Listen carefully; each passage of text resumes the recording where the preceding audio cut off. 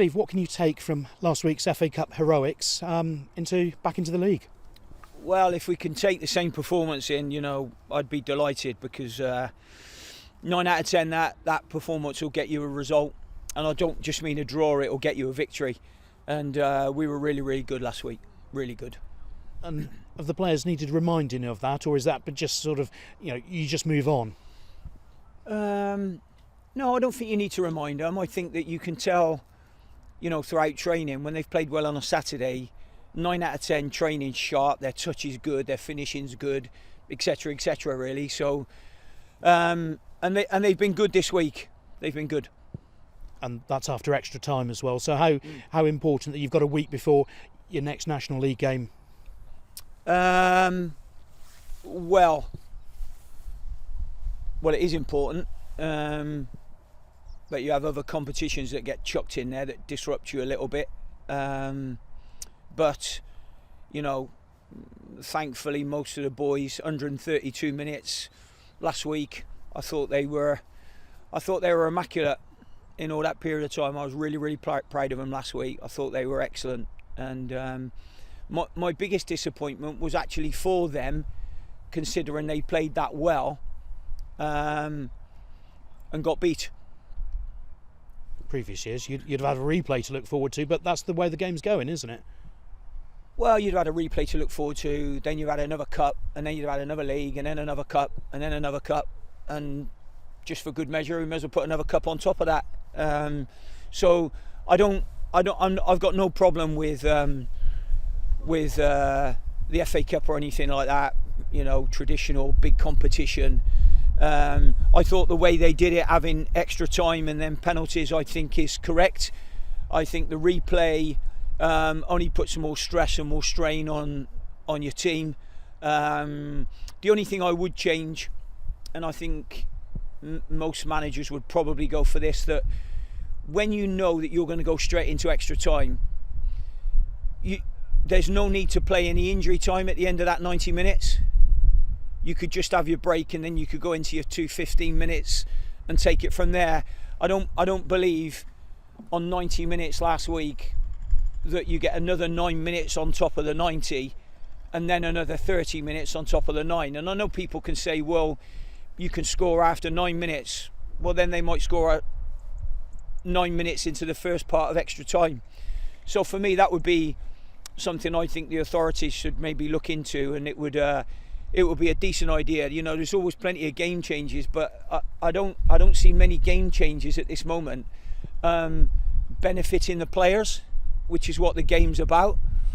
So, for their welfare last week, what would have been wrong in blowing the whistle after 90 minutes? We had the whistle blown after 45 minutes when we got a corner last week, so we never got an opportunity to take in the corner. Who's to say we might not have scored from that? So unless it's in a critical part of the game, which the referee can manage that anyway, I don't think the injury time should be on top of 30 minutes of extra time. Looking ahead to Maidenhead, how do you replicate that same performance? I guess that's what you want, isn't it?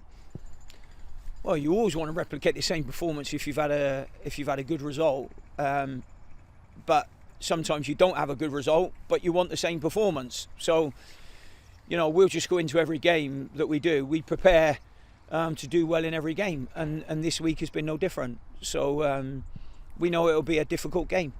It's proved that already for teams that have gone there this year. And no being fooled by where Maidenhead are in the table either, presumably.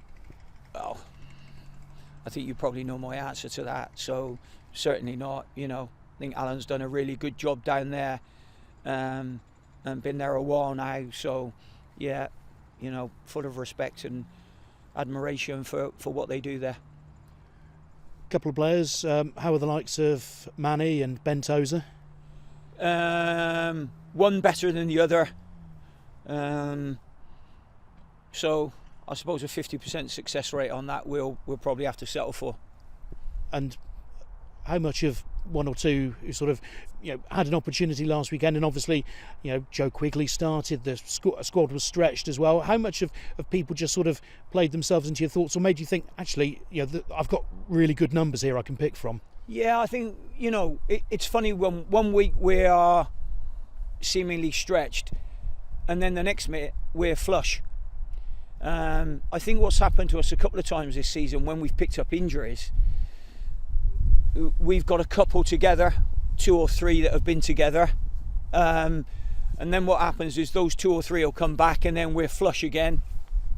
I don't know, it's just part of the season that you have to navigate yourself around it. It takes up a lot of your thought process, a lot of your worrying.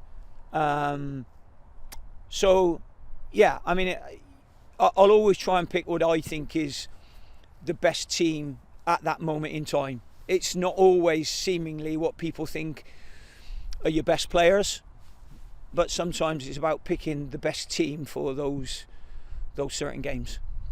And those worries you go through in reaching those decisions, how much input do you take from others? Because I seem to remember, Manny saying to you, well, Gaffer, I can do a job here and I can play there earlier on in the season. Yeah, Manny would say that. Manny would say you go in goal, though.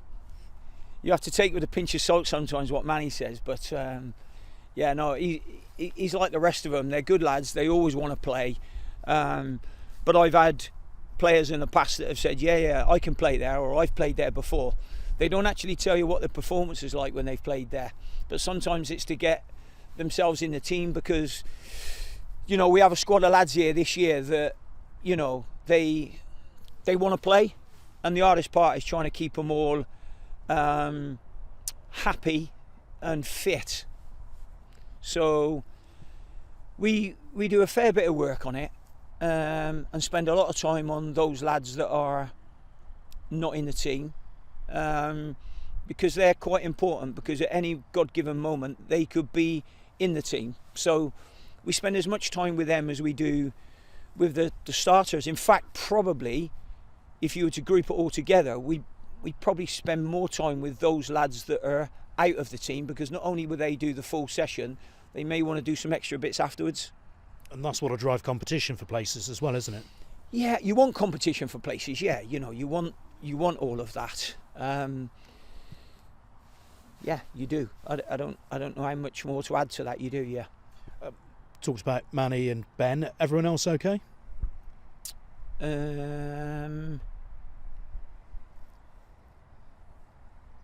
Yes, apart from the injuries that have been there. Cirques is still out with Manny, so when we talk about those injuries from before, yeah. Nobody else coming back into the mix from the injury list? Don't know yet. Fingers crossed. Good luck. Thanks a lot. Cheers, Steve. Steve, I'd just like to ask about Kyle McAllister. Obviously won the Vanarama National League Player of the Month this month. How delighted are you for him to get that kind of accolade? Yeah, really pleased for him. Really pleased. I think he's a good lad, Kyle. I like him. I like working with him. And the fact that he's got that, I'm really, really pleased for him. So, yeah, delighted and well deserved.